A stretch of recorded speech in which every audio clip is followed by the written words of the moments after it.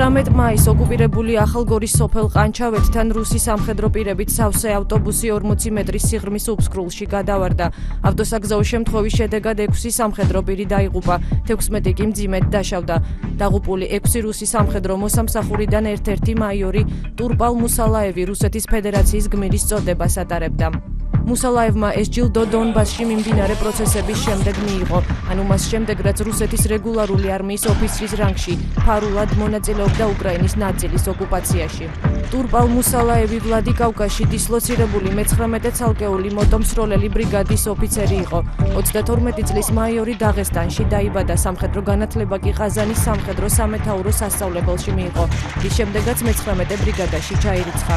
როგორც მუსალაევის მეგობრისგან ხდება ცნობილი, მან გმირის წოდება საიდუმლო ბრძანებით 2015 წლის დეკემბერში მიიღო. აღსანიშნავია, რომ ამ სახის ბრძანებით მხოლოდ ის სამხედრო პირები ჯილდოვდებიან, რომელთა სამხედრო დამსახურება პოლიტიკური მოსაზრებებიდან გამომდინარე საზოგადოების ყურადღების ცენტრში არ უნდა მოექცეს.